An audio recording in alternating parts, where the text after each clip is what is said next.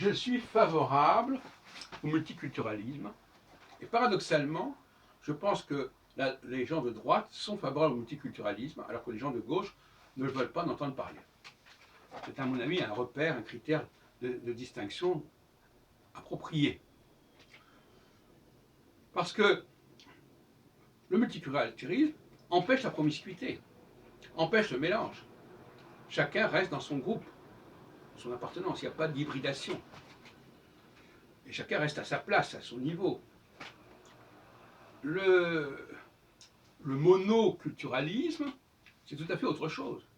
Il faut écouter Zemmour, c'est l'idée que par le droit, par la fonction du droit, la fonction légale, par la fonction du langage, on va pouvoir unifier des éléments extrêmement variés.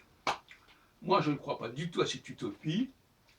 Je trouve qu'elle est dangereuse et qu'en fin de compte, paradoxalement, elle crée des tensions.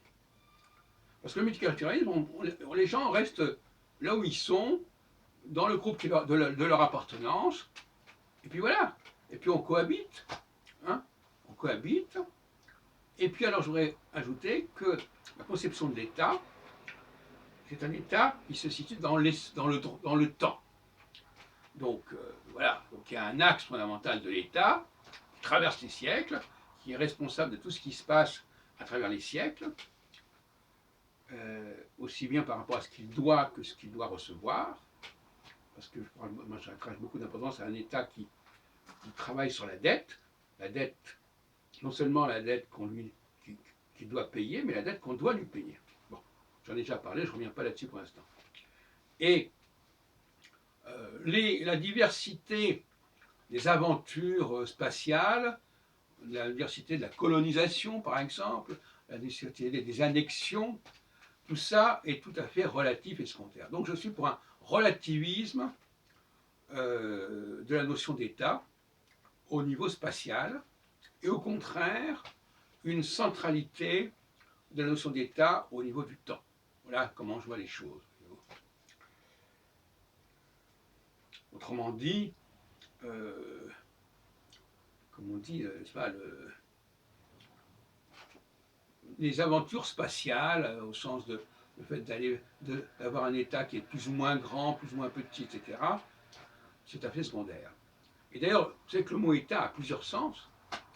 C'est à la fois l'État comme structure institutionnelle, et c'est aussi un État ayant certaines frontières. Bon, il est certain que, d'après ce que je viens de dire, la notion de frontière, pour moi, est très secondaire par rapport à l'État. C'est pour ça que c'est la première conception de l'État que j'ai.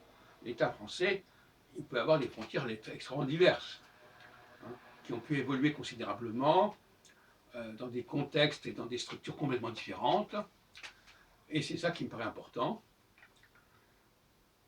Alors que, au niveau de l'État en tant que entité spatiale, la France a connu tellement de situations diverses, quand elle était en Algérie par exemple, ou au Liban, etc. Enfin bon, tout ça faisait partie de l'État.